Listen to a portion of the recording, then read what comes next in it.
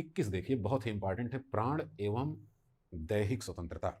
इसको इस 20 और 21 को सामूहिक रूप से जीवन का अधिकार कहा जाता है, जो कि आपातकाल में भी निलंबित नहीं होता। मैं आपको पढ़ा चुका हूं इस बारे में। प्राण एवं दैहिक स्वतंत्रता, इसमें कहा गया है किसी व्यक्ति को उसके जीवन से मात्र विधि द्वारा स्थापित प्रक्रिया के अनुसार ही वंचित किया जा सकता है, अन्यथा नहीं। देखिए एक शब्द आया, अभी थोड़ी देर पहले मैं इस पर चर्चा कर रहा था। स्थापित प्रक्रिया, विधि की दो प्रक्रियाएं हैं, स्थापित और उचित। उचित का मतलब कि अगर कानून में व्यवस्था नहीं है और शोषण हो रहा है तो न्यायाधीश अपने हिसाब से कार्य कर सकता है। लेकिन यहाँ साफ शब्दों में कहा गया है किसी व्यक्ति को अगर उसके जीवन से वंचित करना है तो यहाँ उचित प्रक्रिया नहीं अपनाई जाएगी, यानी यहाँ न्यायाधीश अपने विवेक का इस्तेमाल नहीं करेगा। यहाँ पर स्थापित प्रक्रिया ही अपनाई जाएगी, यानी कि जो कानून में लिखा गया है वैसा ही होगा। इसका एक उदाहरण मैं आपको बताता हूँ, आप समझ जाएंगे। निर्भया घटना के विषय में सभी को जानकारी है, और निर्भया के जो आरोपी थे उसमें एक 18 साल से कम आयु का लड़का था। कहते हैं कि सबसे ज़्यादा जघन्य अपराध तो उसी के द्वारा किया गया था, और ये इसके साक्ष्य मौजूद थे। सोच लीजिए कि उसको कौन सी सज़ा दी जाए, इसके पीछे क्या मंशा थी लोगों की। जाहिर सी बात है सभी लोग चाहते थे उसको फांसी हो। हमें तो लगता है न्यायाधीश भी चाहते थे कि उसको फांसी हो। लेकिन विधि क्या कहती थी? विधि कहती थी कि किसी को अगर उसके जीवन से वंचित करना है तो आप उचित प्रक्रिया नहीं अपनाएंगे, स्थापित प्रक्रिया ही अपनाएंगे। स्थापित प्रक्रिया क्या है कि 18 वर्ष से कम आयु के किसी बच्चे को अधिकतम 3 वर्ष तक के लिए विशेष गृह में रखा जाएगा, इससे ज़्यादा की कोई सज़ा नहीं मिलेगी।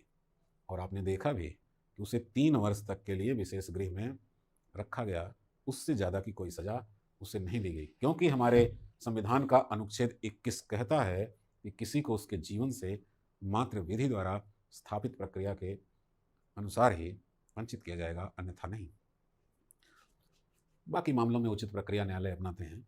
अब इसमें आता है अनुच्छेद 21 का, ये जोड़ा गया 86वें संविधान संशोधन से,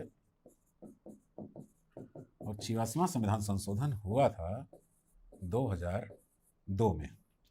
इसमें कहा गया कि 6 से 14 वर्ष की आयु के बच्चों को, यानी कि 6 से 14 वर्ष के जो बच्चे हैं, इनको शिक्षा का मौलिक अधिकार होगा, अनिवार्य और निःशुल्क शिक्षा का मौलिक अधिकार।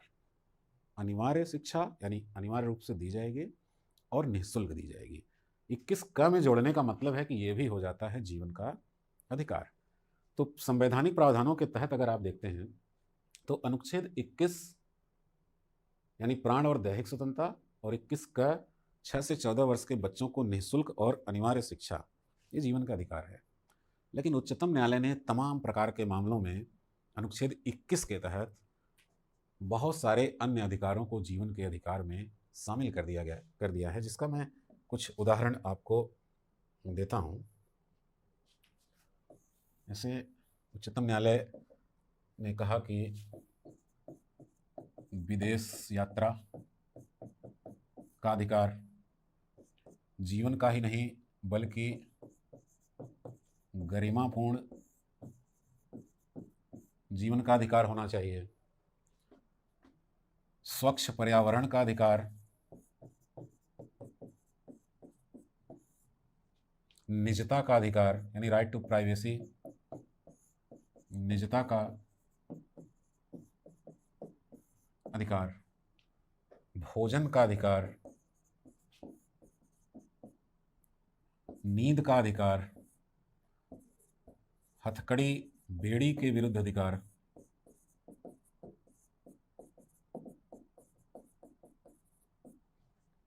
न्यायिक कार्रवाइयों में विलंब के विरुद्ध अधिकार। ये तमाम ऐसे अधिकार हैं जो उच्चतम न्यायालय ने अनुच्छेद 31 के तहत शामिल कर रखे हैं। विदेश यात्रा और गरिमापूर्ण जीवन का अधिकार, ये मेनका गांधी बनाम भारत संघ में इसको दिया गया था जब मेनका गांधी का पासपोर्ट जब्त कर लिया था। इसी तरीके से स्वच्छ पर्यावरण MC मेहता वाले केस में दिया गया।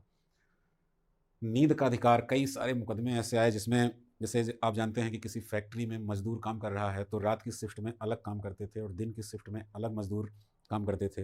हफ्ते में शिफ्ट बदल जाती है तो कभी कभी हड़तालें हो जाती हैं, कर्मचारी कम हो जाते हैं, तो उसमें कंपनी ने क्या किया, कंपनी ने नाइट शिफ्ट सबको लगातार नाइट शिफ्ट में काम करो, यानी वो सो नहीं पाएंगे, तो उसके खिलाफ कुछ एनजीओ हैं जो केस किए। तो वहाँ पर ये डिसीजन आया कि नींद का अधिकार जीवन के अधिकार में शामिल है, आप इसका उल्लंघन नहीं कर सकते। तो ऐसे तमाम मुकदमों में ये चीज़ें आती रहती हैं, किसी न किसी केस के जरिए ही ये डिसीजन दिए गए हैं और ये सब अनुच्छेद 21 का हिस्सा हो जाते हैं।